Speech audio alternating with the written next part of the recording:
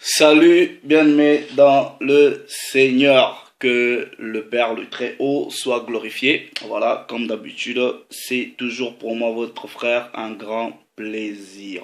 Un grand plaisir.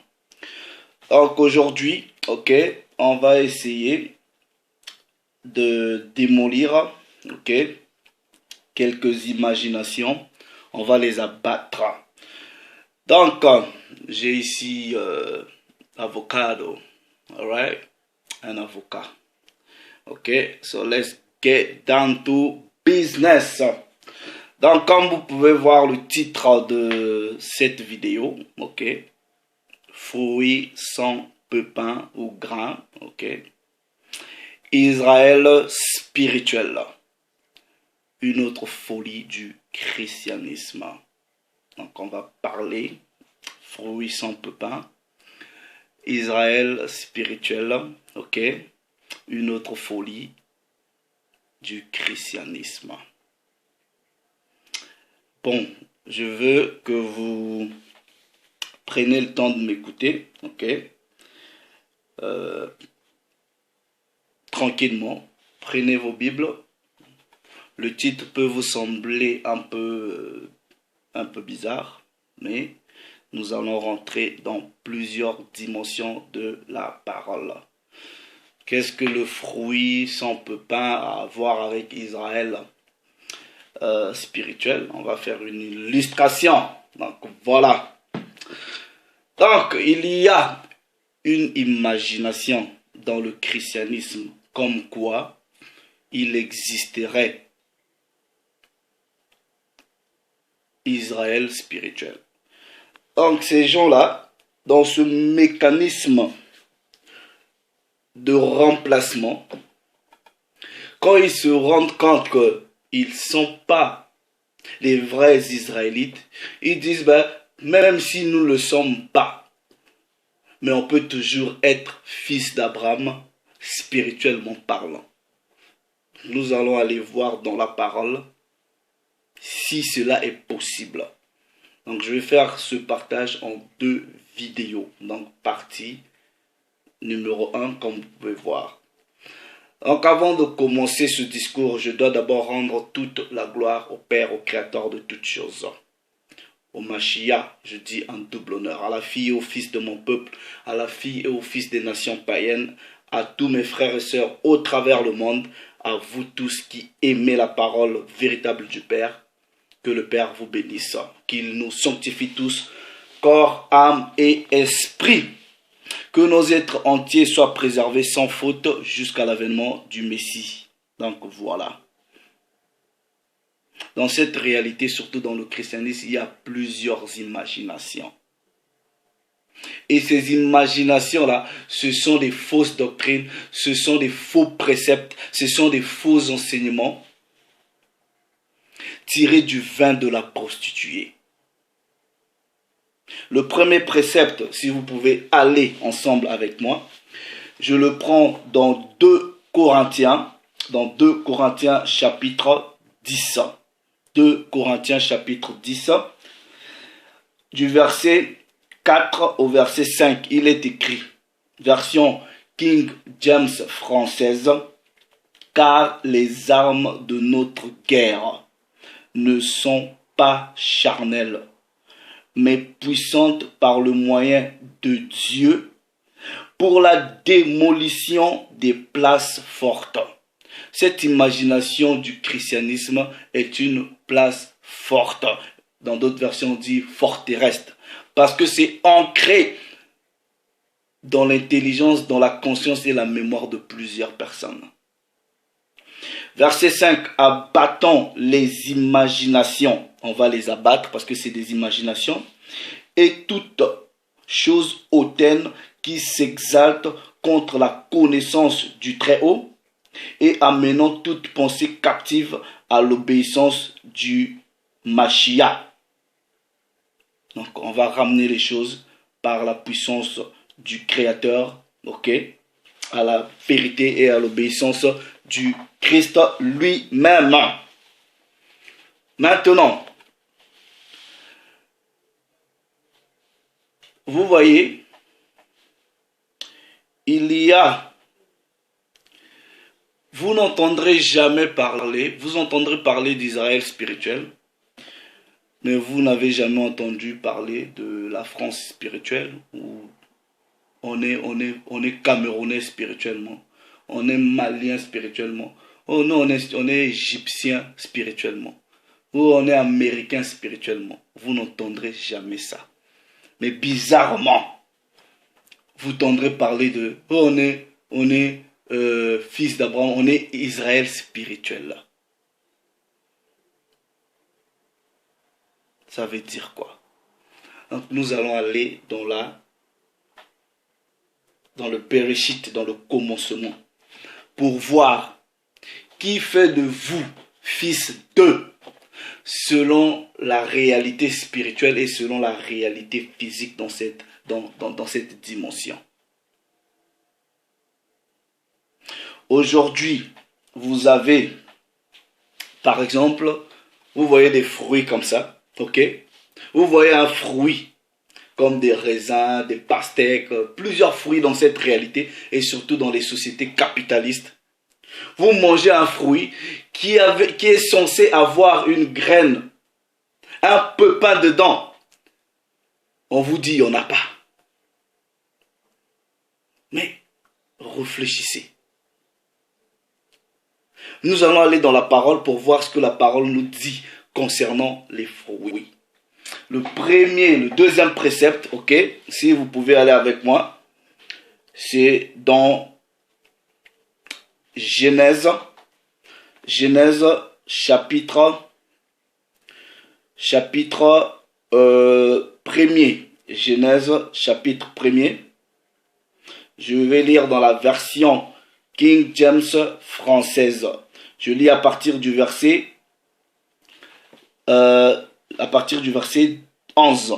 Il est écrit: puis le Très-Haut dit, ok, que la terre produise de la verdure, de l'herbe, ok, des arbres fruitiers, donnant, écoutez bien, donnant du fruit selon leur espèce et ayant en eux leur sémence. Je veux que vous retenez sémence. Ayant en eux leur sémence. Verset 12. La terre produisit de la verdure, de l'herbe, portant de la sémence selon son espèce. Selon son espèce. Et des arbres donnant du fruit, ayant en eux leur semence selon leur espèce. Le Très-Haut vit que cela fonctionnait, ou dans d'autres versions dit vit que cela était bon. Maintenant, je vais au verset 29. Ok? Il est écrit. Regardez. Et Dieu dit, voici, je donne toute herbe portant de la sémence qui est sur la surface de la terre et tout arbre ayant en lui du fruit d'arbre et portant de la sémence. Ça sera votre nourriture. Sémence, ok. Ici, j'ai un avocat, ok. Maintenant, regardez. Je prends le couteau.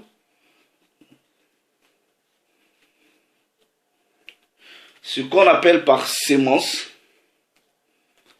voilà. La sémence de l'avocat, ça va être ça là.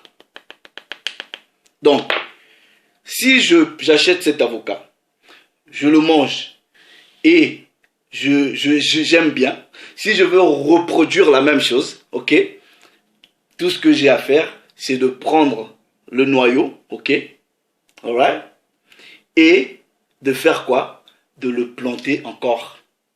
Bon, maintenant, vous avez dans cette réalité-ci des fruits, par exemple des raisins, des pastèques, plusieurs fruits. Vous les mangez, vous trouvez aucun grain dedans, aucune sémence dedans, aucun pépin dedans.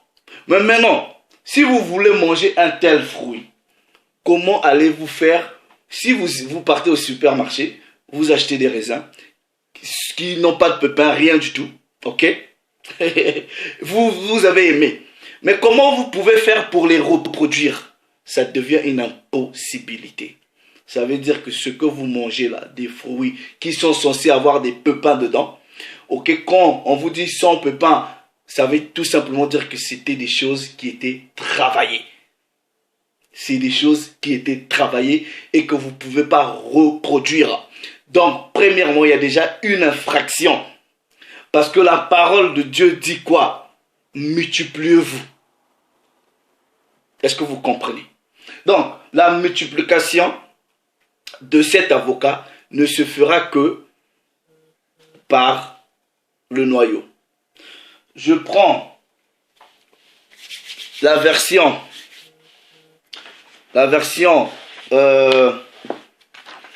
second 21, nous allons lire. Il est écrit, Genèse chapitre 1, verset 29, Dieu dit, je vous donne toute herbe à graines sur toute la surface de la terre, ainsi que tout arbre portant des fruits avec pépins ou noyaux. Ça sera votre nourriture. Vous verrez, ok, maintenant on va voir. Second 21 parle de noyaux, pépins. Okay, dans d'autres versions, on vous parle de sémence. Ok. Or, le mot sémence, tel qu'il est utilisé dans les Bibles, il est principalement utilisé dans 3 dimensions. Au niveau de l'agriculture, ok, et au niveau biologique, et aussi, ok, au niveau anatomique. On va expliquer les 3 niveaux. Dans l'agriculture, sémence, ça veut tout simplement dire le pépin ou la graine, voilà, le noyau, ok, que vous prenez, ok, vous plantez. C'est le mot qui est traduit en hébreu par zara, ok, et en grec, c'est ce qu'on appelle par sperme. Donc, quand on vous dit vous êtes la sémence d'une personne, ça veut dire que vous êtes le sperme de quelqu'un. Donc, généralement dans le contexte biblique, c'est comme ça. Donc, noyau, pépin que vous sémez, on va parler des plantations de l'agriculture. Vous êtes la sémence de quelqu'un, vous êtes sa descendance, sa postérité, ok, son fruit. Et sémence aussi, dans la physiologie sexuelle, ça veut dire c'est le sperme. Donc, le terme hébreu, c'est Zara. Je vous donne le numéro de la Strong, vous pouvez aller vérifier. C'est H2233. Vous pouvez lire même 2232 et 2233. Quand vous partez en grec, c'est le G4690. Le mot qui est utilisé, c'est sperme. Donc, en gros, sémence, c'est postérité, ok? C'est fruits, c'est descendance, c'est sperme, c'est principe de reproduction. C'est aussi utilisé dans d'autres mesures étant que race. Maintenant, quand vous mangez demain, par exemple, vous partez dans un supermarché, vous prenez un avocat comme ça, et on vous dit, il n'y a pas de noyau dedans. Mais comment vous pouvez reproduire un avocat si vous aimez bien? Ah, mais c'était bon, hein, mais comment je vais faire pour avoir la même chose? Vous ne pouvez pas multiplier, parce que la sémence n'est plus là. Maintenant, comment peut-on être, soi-disant, fils d'Abraham de façon spirituelle? On va expliquer d'abord, on part dans la dimension physique, on va rentrer dans la dimension spirituelle. Israël, ce qu'on appelle par Israël, mais c'est le sperme de quelqu'un, c'est la postérité de quelqu'un, c'est le fruit de quelqu'un, c'est la race, c'est la descendance de quelqu'un. Et ça, on va le prouver selon les Écritures. Genèse, chapitre 12. Genèse, chapitre 12. Je vais garder la version King James française. Du verset 1 à 2, il est écrit: L'Éternel dit à Abraham, va-t'en de ton pays, de ta patrie, de la maison de ton père, dans le pays que je te montrerai. Je ferai de toi une grande nation, et je te bénirai. Je rendrai ton nom grand, et tu seras une source de bénédiction. On prend à partir du verset 15, ok, le chapitre 15 plutôt, du verset 13. Il est écrit: Et l'Éternel dit à Abraham, sache que tes descendants, ou ta sémence, ou ta postérité, ou ton sperme, sache que tes descendants seront étrangers dans un pays qui ne sera point à eux, et ils y seront asservis, et on les opprimera pendant 400 ans. Abraham a eu des enfants, ok, plusieurs enfants.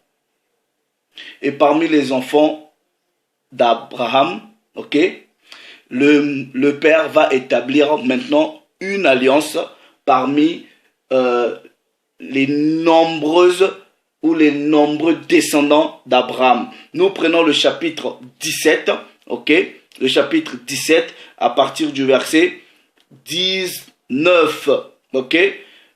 Il est écrit: Et Dieu dit, certainement, Sarah ta femme t'enfantera un fils, et tu l'appelleras du nom d'Isaac, ok. J'établirai mon alliance avec lui, c'est-à-dire avec Isaac, comme une alliance perpétuelle pour son sperme, pour sa sémence, pour sa descendance, pour son fruit après lui. La promesse qu'on fait au fils de Sarah qui s'appelle Isaac. On parle d'Abraham, du père, du propriétaire du sperme. On vient à Isaac. Maintenant, d'Isaac, à qui la promesse est faite, nous allons voir maintenant la progéniture d'Isaac. Genèse chapitre 25. Genèse chapitre, on prend le chapitre 25. Voilà. À partir du verset 19. À partir du verset 19, il est écrit: Voici la postérité d'Isaac, fils d'Abraham. Abraham engendra Isaac. Isaac était âgé de 40 ans quand il prit pour Rebecca, il prit pour femme Rebecca, fils de Bethuel, l'araméen de Padam Aram, et sœur de Laban, l'araméen. Alright? Écoutez bien, ok? Continuons la lecture. Isaac implora l'Éternel pour sa femme, car elle était stérile. Et l'Éternel l'exauça. Rebecca, sa femme, devint enceinte. Les enfants se heurtaient dans son sein, et elle dit: S'il en est ainsi, pourquoi suis-je enceinte? Elle alla consulter l'Éternel, et l'Éternel lui dit: deux nations sont dans ton ventre, deux races se sépareront au sortir de tes entrailles. Un de ces peuples ok, sera plus fort que l'autre et le plus grand sera assujetti au plus petit. Les jours où elle allait accoucher s'accomplirent, et voici, il y avait 2 jumeaux dans son ventre. Le premier sortit entièrement roux comme un manteau de poil, et on lui donna le nom d'Ésaü. Ensuite sortit son frère, dont la main tenait le talon d'Ésaü, et on lui donna le nom de Jacob. Isaac était âgé de 60 ans lorsqu'ils naquirent. Donc Isaac, à qui la promesse a été faite, a eu 2 enfants. Maintenant, on va voir des 2 enfants d'Isaac, c'est-à-dire Ésaü et Jacob, qui va hériter de la promesse. Ok?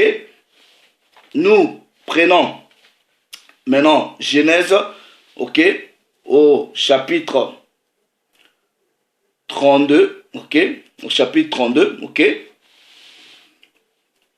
Jacob, c'est lui qui est le père, c'est lui le progéniteur des 12 tribus.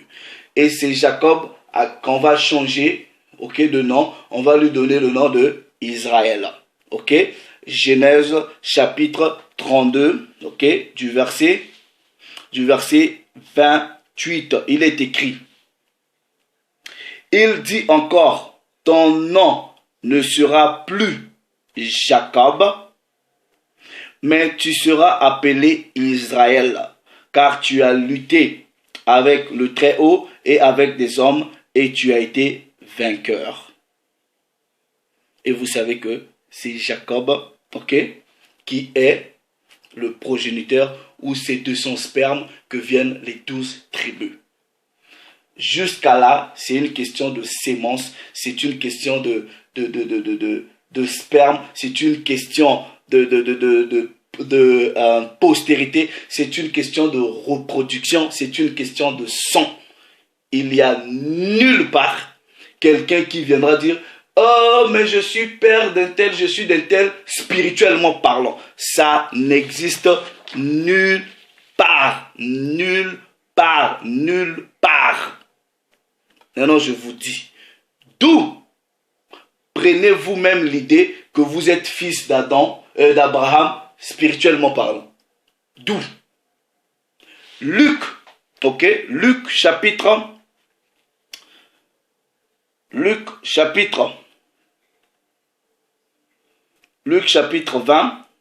ok, Luc chapitre 20, du verset 28, version King James française, ok, il est écrit, attendez, je vais prendre Luc chapitre 20, verset 28, il est écrit, disant, Maître, Moïse nous a écrit que si le frère d'un homme meurt, ayant une femme, et qu'il meurt sans enfant, ok, son frère doit prendre sa femme et susciter une sémence à son frère, c'est-à-dire une postérité. Est-ce que vous comprenez? Et quand vous prenez même la traduction Chouraki, dit une sémence aussi. C'est une question de son, c'est une question de sperme, c'est une question de biologie, ça n'a rien à voir, vous êtes fils d'un tel spirituellement. Non. Même ceux qui sont adoptés ne peuvent pas dire oh, je suis le fils d'un tel spirituellement. Non, tu es adoptif. Ça, c'est les papiers de l'État. Mais le son là, le ADN, ça ne marche pas. Est-ce que vous comprenez? Maintenant, plusieurs maintenant vont là où ça devient plus compliqué, ok, plus complexe, c'est dans Romains, où plusieurs personnes s'embrouillent. Ils disent, eh ben voilà, on vous disait quoi? On est fils de, c'est pas parce que c'est seulement le sang. Non, non, non, non, non, non, non. Romains chapitre 9. Romains chapitre 9, je lis à partir du verset 6. Il est écrit, pas si, version King James française, pas comme si la parole de Dieu ait été sans effet. Car ils ne sont pas tous Israël, ils ne sont pas tous Israël, ceux qui sont nés d'Israël. Ça paraît confus. Est-ce que vous comprenez? Ils ne sont pas tous Israël, ils ne sont pas tous Israël, ceux qui sont nés d'Israël, ni non plus parce qu'ils sont la sémence d'Abraham, sont tous ses enfants. Mais Abraham avait plusieurs enfants. Est-ce que c'était ses enfants ou pas? Mais vous allez comprendre la dimension de la séparation. Ici, quand on parle d'enfants, il ne s'agit mais non plus dans la dimension biologique, parce que ce sont ses enfants, c'est sa sémence, c'est son sperme. Mais c'est par rapport à l'alliance. Et l'alliance qui va découler jusqu'à Jacob, qui va découler jusqu'à Israël. Ni non plus parce qu'ils sont de la sémence d'Abraham, mais Ismaël aussi, c'est le sperme d'Abraham. Abraham a eu plusieurs enfants. C'est-à-dire, ok, mais, regardez, on dit mais, en Isaac, ta semence sera appelée. C'est-à-dire, ceux qui sont les enfants de la chair ne sont pas les enfants de Dieu, mais les enfants de la promesse sont comptés pour la sémence. Car ceci est la parole de la promesse. À cette époque viendrai-je et Sarah aura un fils. Dans la deuxième partie, on va essayer de briser cette imagination d'Israël spirituel en essayant d'expliquer Romains chapitre 9. Si vous n'avez pas de noyau, si vous n'avez pas le sperme, la sémence, comment vous pouvez reproduire cet avocat? Et déjà, vous devrez arrêter de manger des fruits quand vous savez que, en temps normal, naturellement, ces fruits doivent avoir des graines dedans. Quand vous voyez qu'il n'y a plus de graines dedans, ça a été travaillé. Ça a été travaillé. Dans la deuxième partie, on va maintenant expliquer la notion même d'Israël spirituel. La notion même, on dit, ils sont tous d'Israël, mais ne sont pas.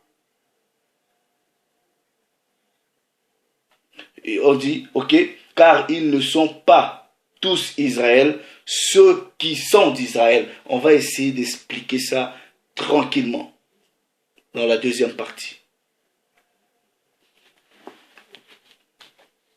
Pour l'heure, le Père s'est encore glorifié. Vous allez comprendre que c'est encore une autre folie du christianisme. Mais la question que je vais poser, est-ce que vous avez déjà entendu parler de l'Égypte spirituelle? Oh, nous sommes égyptiens spirituellement. Oh, nous sommes romains spirituellement. Mais prenez aussi cette nationalité spirituelle. Romains, égyptiens, congolais, si vous voulez. Vous venez au Congo, on vous donne la nationalité gratuite. Si vous voulez, même spirituelle, même physique, on vous donne gratuit. Pourquoi vous n'êtes pas, vous dites jamais, ah, je suis français spirituellement. Pourquoi seulement Israël? Vous allez chercher par voie et moyen pour s'immiscer There is no way for you. No way. No way. No way. À vous, il a été donné de comprendre les mystères du royaume. À ceux du dehors, c'est en parabole. Donc attendez seulement dehors, attendez d'abord dehors. Le Père s'est encore glorifié. Shalom.